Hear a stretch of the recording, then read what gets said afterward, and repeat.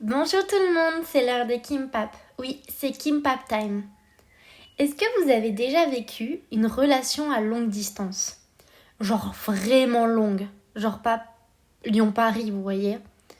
Même si de ne pas vivre dans la même ville, ça peut avoir son lot de difficultés également. Mais comme vous le savez, moi, c'est mon cas. Et la chose a été compliquée par le fait que mon copain ne soit pas européen. Alors où est-ce que je veux en venir avec tout ça? Je ne vais pas vous raconter mon histoire, vous la connaissez déjà. Si ce n'est pas le cas, je vous invite à aller écouter les podcasts précédents. D'ailleurs, je crois que c'est le premier podcast qui parle de cette histoire-là. Donc n'hésitez pas. Du coup, aujourd'hui, ce dont je voulais parler plus précisément, c'est comment faire tenir ce type de relation. Parce que, voilà, on le sait tous, c'est compliqué. Ou si vous ne le savez pas, je vais tout vous expliquer. Je vous dis pas le nombre de fois que j'ai entendu que les relations à distance étaient vouées à l'échec. Ou des personnes qui disaient « Ah non, c'est pas fait pour moi ». Alors, ça me fait toujours un peu rire parce que, de base, c'est pas un souhait. On se dit pas « Oh, trop bien, j'aimerais trop avoir une relation à longue distance ». Alors, sauf peut-être certains d'entre vous, hein. Mais, généralement, c'est pas quelque chose, c'est pas un rêve, quoi. En tout cas, pour ma part, j'y pensais pas spécialement. À mon avis, si on ne force pas les choses, c'est tout simplement quelque chose qui nous tombe dessus, tout comme l'amour. On rencontre cette personne, que ce soit en vrai, tout d'abord, ou par les réseaux sociaux, ou n'importe quel autre moyen, comme vous voulez. Puis on s'entend bien. Le temps passe, et en fait, ces sentiments, ils se transforment en amour. Peut-être alors qu'il est temps pour votre moitié de rentrer dans son pays. Peut-être que ses études ou son visa sont terminés.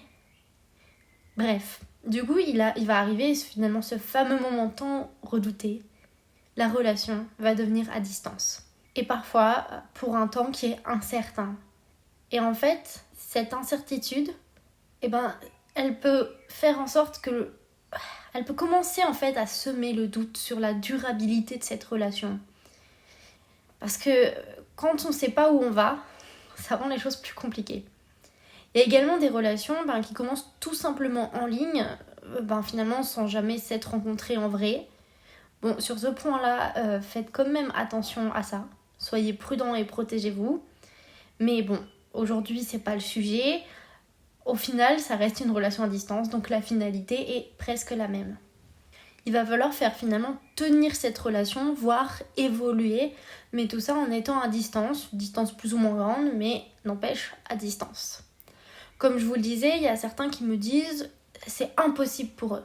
Mais je dois dire que moi, personnellement, lorsque j'ai commencé ce type de relation avec mon copain, en fait, c'est même pas quelque chose qui m'a traversé l'esprit de me dire est-ce que c'est pour moi? Parce que comme je vous le disais, c'est pas quelque chose que généralement qu'on souhaite, une relation à distance.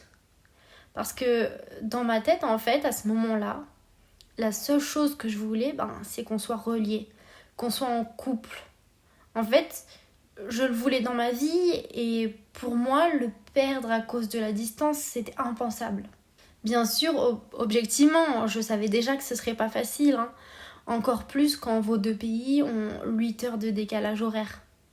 Communiquer, c'est encore plus compliqué. Et le prix des billets d'avion, je vous en parle même pas. Enfin, je pense que... Regardez par curiosité, vous verrez. C'est un salaire, 2 salaires, voilà. Donc communiquer avec tous ces aléas, c'est compliqué.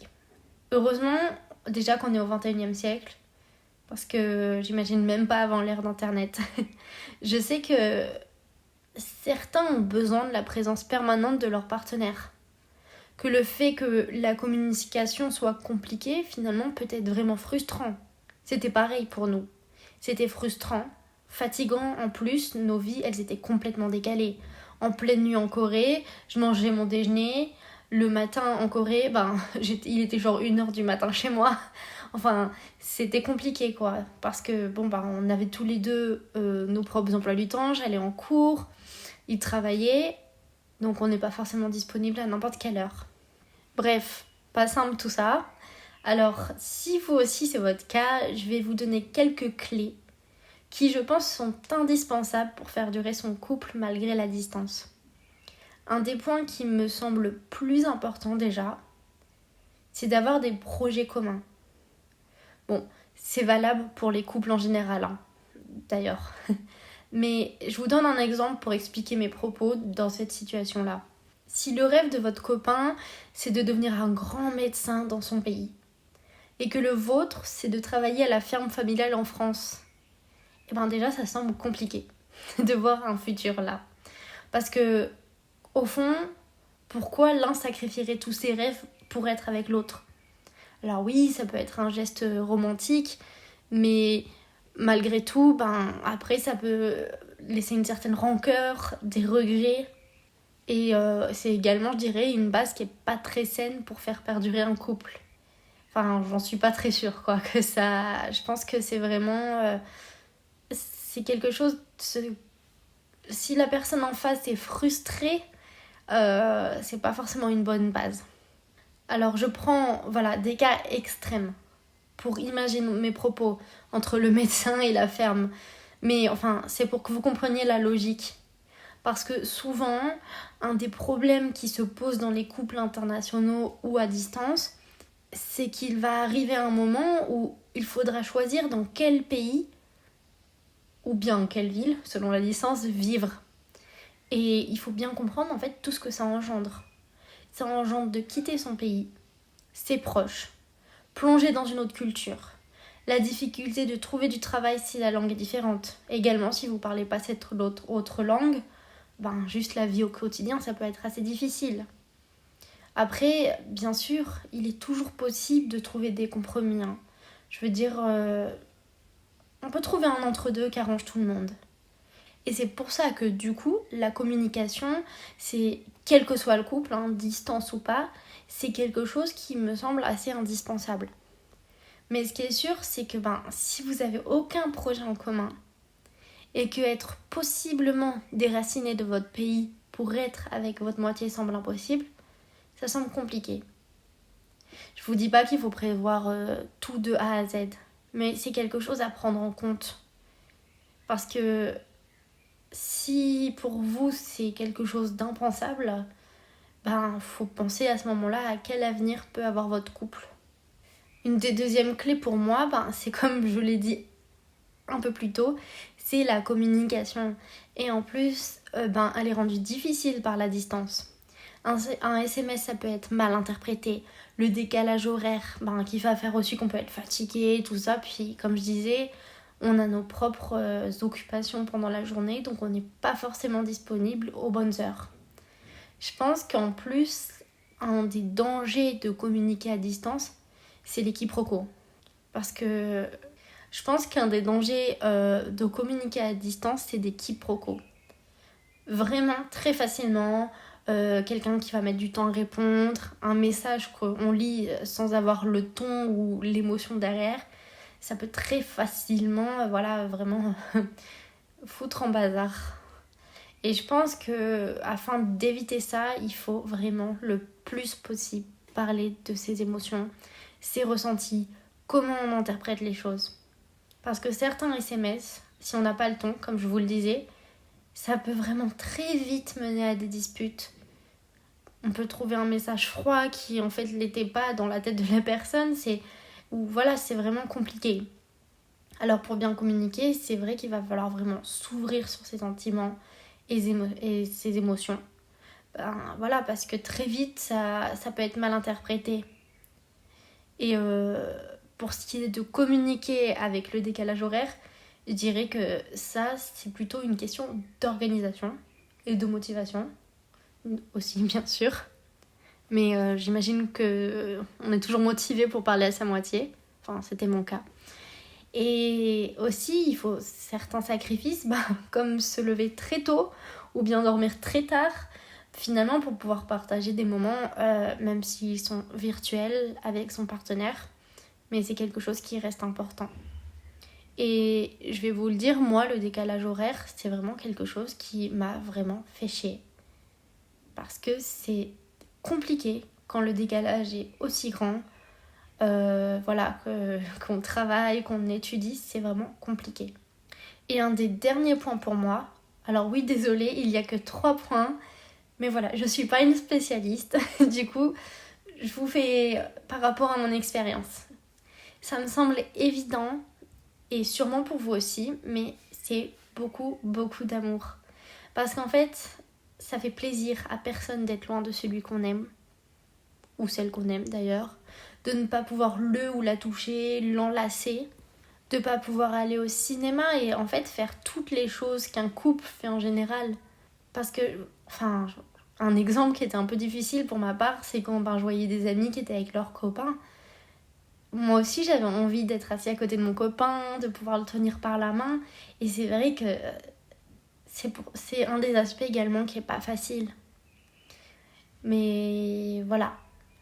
Je sais que pour ma part, mon copain et moi, ce qui nous a fait tenir, en fait, c'est le profond amour qu'on éprouve l'un envers l'autre. Parce que cet amour, en fait, il a fait en sorte que notre but ultime, et c'est encore un but aujourd'hui, c'est de tout faire pour être ensemble. Ensemble en couple, bien sûr, mais là, je parle plutôt dans le sens être ensemble dans le même pays. Aujourd'hui, au moment où je vous parle, on est dans le même pays. Mais c'est une situation qui peut vite changer pour 1000 raisons. Les visas, les titres de séjour, de la famille malade à l'étranger, plein de raisons. Du coup, ça reste une situation qui est instable. Il y a eu beaucoup d'obstacles, malgré tout. On s'est retrouvés plusieurs fois séparés, chacun à l'autre bout du monde. Mais ce qui est toujours revenu, c'est qu'on s'est toujours battus. On a toujours cherché des solutions ensemble à chaque obstacle qui survenait. À l'avenir, il y en aura encore sûrement. Mais au final, aussi contradictoire que ça puisse paraître, après tout ce que je viens de vous dire, je pense que c'est cette distance qui a rendu notre couple si fort. Parce que être dans le même pays, pour nous, pendant toute notre relation jusqu'à présent, c'était un véritable combat. Et ça l'est encore aujourd'hui. Mais on le mène ensemble. Alors oui, je comprends la fameuse phrase c'est pas pour moi les relations à longue distance. Mais je sais pas si c'est vraiment pour quelqu'un en fait. Peut-être est-ce vraiment impossible pour certains. En tout cas, pour ma part, je l'ai vécu et je suis pas à l'abri de le vivre à nouveau. Mais je changerai cette relation et finalement notre histoire pour rien au monde. Parce qu'en fait, une fois qu'on a survécu à la distance, on ressort avec une relation forte et une volonté d'être ensemble tellement puissante. Vous savez, on dit souvent que c'est lorsqu'on perd quelque chose finalement qu'on se rend compte de sa valeur. J'imagine qu'on vous l'a dit 1000 fois dans votre vie. Et c'est un peu pareil. Parce qu'on sait tellement à quel point ça fait mal d'être loin. Que ça rend ces moments finalement encore plus intenses. Du coup voilà, j'espère que ces petits conseils pourront vous aider si vous vivez ce genre de relation. Je sais que les choses sont souvent difficiles, mais ça en vaut vraiment la peine tant qu'il y a beaucoup d'amour, des projets en commun et de la communication, bien évidemment. En plus, je dirais que ça rend votre histoire d'amour un peu plus unique. Je vous conseille, d'après mon expérience, mais n'oubliez pas que chaque histoire est unique et différente, chaque personne également est différente et que je ne suis pas une professionnelle. Mais voilà, moi si je peux déjà vous aider ou donner de l'espoir à l'un d'entre vous, c'est déjà beaucoup. C'est déjà amplement suffisant pour moi, de pouvoir vous aider en partageant mes expériences. J'espère que le podcast d'aujourd'hui vous aura plu. En attendant, comme d'habitude, nous attendons vos histoires. N'hésitez pas à envoyer toutes les histoires que vous souhaitez partager à kimpaptime@gmail.com. Kimpap, ça s'écrit comme le nom de la chaîne et c'est tout attaché avec time. Alors n'importe quelle histoire est bonne, inquiétude pour l'avenir, conflit avec les amoureux, problème au travail, tristesse, joie, colère, inquiétude pour l'avenir, conflit avec les amoureux, problème au travail, tristesse, joie, colère, inquiétude, anxiété, bonheur tout est bon pour nous. Si vous avez besoin d'empathie ou de consolation, ou si vous voulez partager de la joie et du bonheur, veuillez visiter Kimpap Time. Alors il est temps de finir le temps de Kimpap aujourd'hui, le Kimpap Time. Je vous dis à la prochaine. Nous nous réunissons tous les lundis à 7h. Je vous fais de gros bisous et je vous dis ciao!